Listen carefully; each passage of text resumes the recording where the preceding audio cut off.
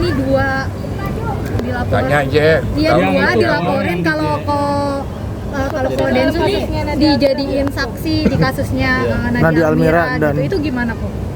Enggak gimana. Gue mengikuti prosedur bernegara aja. Kalau memang dari kepolisian ada panggilan, nanti saya menghadap. Kalau nggak ada ya saya nggak menghadap. Tapi sejauh ini mungkin udah ada panggilan belum kok? Belum. Perihal Nadia Almira, kok kan itu emang dari awal perjalanan kasusnya adanya di podcast Kodensu ya, yang mendamaikan juga. Kalau Densu melihatnya sebenarnya gini, yang mendamaikan itu bukan dari saya inisiatifnya. Waktu itu datangnya dari Almira, pengacaranya, dan Almira yang mau hubungi saya, bisa dibantu nggak sih ini, dimediasikan aja. Karena kami nggak mau ribut-ribut, boleh nggak dihubungi pihak Hani untuk dibantu supaya kita bisa ketemu dan bermediasi. Itu dari mereka. Jadi ya gue coba aja dan disambut oke dengan pihaknya Hani, makanya akhirnya gue buatkanlah podcast itu. Nah setelah itu gue udah bilang apapun yang terjadi di podcast ini, tadi kan udah selesai ya, gue nggak tahu nih kalian POV-nya gimana. Kalau kalian nanti sampai ribut lagi di luar, kalian lagi ngapa-ngapain di luar, saya nggak mau bantu dan nyambung ke saya. Saya udah belajar dari pengalaman saya di sini hanya sebagai media, bantu sampai di sini aja. Ya, saya udah ngomong sama dua belah pihak waktu itu. Makanya gue nggak mau tahu komentar masalah itu lagi. Tapi dicatut namanya sekarang komunikasi antara kedua belah pihak ya, tetapi malah jadinya ikut keseret dalam ranah hukum. Gimana kok? Gimana nih kok mungkin? Nggak apa-apa, itu kan memang hal yang harus gue terima sebagai konsekuensi. Gue nggak mau bilang gini loh, gue nggak boleh membela diri karena kan gue juga ada di partai itu ya. Apapun yang gue lakukan dari podcast gue pertama sampai sekarang, banyak pasti kontroversi dan pro kontranya. Ada positif, ada tidak. Itu konsekuensi yang harus gue terima. Mau orang bilang gue baik, tidak baik, cari cuan, nggak ikhlas, apa segala macam harus gue terima. Karena itu konsekuensi yang harus gue jalani. Dan gue nggak mau dan nggak ngerasa perlu untuk ngasih tahu semua orang, gue nggak begitu. Waktu akan membuktikan sendiri. Perjalanan gue selama bertahun-tahun itu akan menjadi sejarah dan portfolio gue yang orang akan bisa lihat sendiri Bang Densus seperti apa sih sebenarnya gitu. Tapi jadi wadah nih kok tadi yang terkait kasus Almira sendiri kan kok bilang setelah podcast tersebut dia tidak ada sangkut pautnya lagi, tetapi malah disangkut pautin kok sekarang tuh. Ya itu hak masing-masing orang lah, nggak gimana. Tapi kapok nggak kok kalau misal ada yang lagi minta untuk dimediasi di ruang podcast Densus sendiri? Sebenarnya kalau dibilang kapok itu mungkin lebih ke kecewa. Karena kecewanya bukan ke orangnya, kecewa ke diri sendiri. Karena gue tuh selalu punya harapan, pengen lihat orang jadi lebih baik, pengen masalah selesai, pengen mereka ketemu jalan damai. Tapi kan itu bukan gue yang ngejalanin, mereka yang ngejalanin. Gue kan hanya bantu. Jadi kadang-kadang setelah dari podcast gue, akhirnya mereka tidak menjadi baik atau tidak damai, gue kecewa sama diri gue, kok gue gak berhasil ya. Tapi ya sudah, porsi gue cuma sampai di situ. Berarti gue nggak boleh lebih jauh. Dulu gue pernah ngelakuin porsi yang lebih jauh. Akhirnya gue yang jadi tidak baik. Jadi gue tidak mau lagi pergi lebih jauh. Makanya gue selalu kecewanya sama diri sendiri ketika akhirnya gue berusaha untuk bantu orang. Tapi pada kenyataannya gue kan nggak bisa kontrol orang itu. Gue juga nggak bisa terlalu masuk ke dalam hidup dia. Kalau dia minta saran ya gue kasih. Itu pun masih gue disalahin. Jadi gue harus terima konsekuensi. Makanya gue selalu bilang, saya ini siap salah.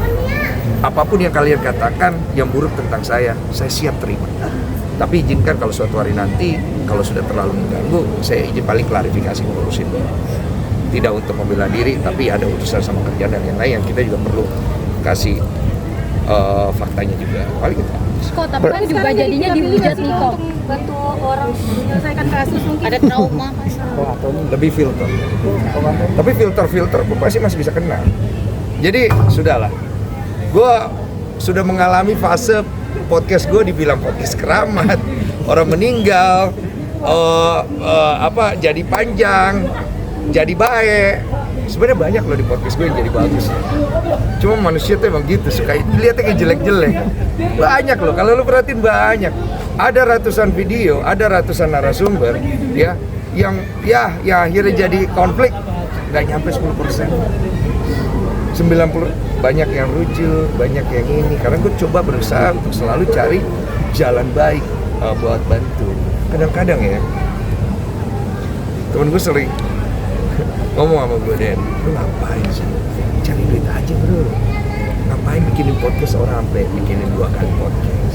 Ngapain sampai telepon? Ngapain lu sampai mau dengerin dia curhat sampai pagi jam 3? Ngapain lu harus ngubungin gini-gini? Ngapain lu harus ngelakuin itu?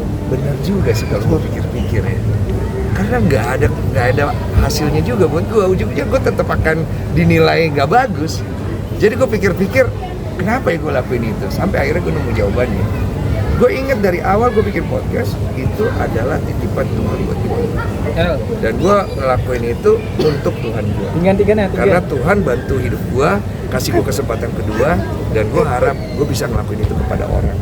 Tapi kalau memang kesempatan itu tidak dia jalankan dengan baik, udah bukan di ranah gue. Akhirnya gue bersepakat bahwa kita nggak boleh berhenti untuk bantu.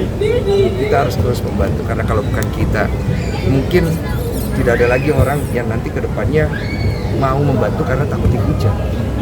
Orang akan berhenti membantu karena dia takut di framing jelek kan. Gue gak apa-apa, tapi gue akan takut. Berarti penegasan aja kok. Banyak yang paham kok lihat Koko di ikut terseret setiap kasus ya yang Koko tangani. Betul, mereka banyak yang komplain sama gue kenapa gue nggak membela diri atau klarifikasi yang gaya orang gitu. Gue bilang gue klarifikasi biasa cuma sekali. Dan kalau gue mau menjelaskan bukan untuk gue, tapi untuk satu tujuan bahwa ada hal yang tidak boleh kita normalisasi, ada hal yang kita tidak boleh benarkan. Tapi kita juga nggak boleh begituin orang, hanya sekedar itu. Jadi mereka kadang-kadang suka ngerasa kayak udah kok suruh kami menyerangnya, kami siap menyerang gitu. Tapi gue bilang janganlah, tujuan kita bukan, gue nggak pernah mau gue jadi public figure punya sifat begitu. Kok tapi kan emang nyatanya dihujat ya kok, apalagi baru-baru ini dihujat sama fans dari DJ Panda sendiri. Kalau Kodensu gimana tuh? Iya nggak apa-apa, karena memang apa yang gue lakukan itu memang kurang aja. Mungkin apa yang gue lakukan buat Panda, buat keluarganya itu kurang. Apa yang gue lakukan buat mereka itu tidak sesuai dengan apa yang mereka mau. Mungkin apa yang gue perbuat itu tidak punya nilai aja. Jadi gue anggap itu kesalahan di gue nggak mau salahin pihak lain. Jadi gue, prinsip hidup gue tidak pernah mau menyalahkan orang. Karena gue nggak bisa kontrol orang, tapi gue bisa kontrol diri gue. Yang salah adalah gue. Kenapa gue menerima podcast itu?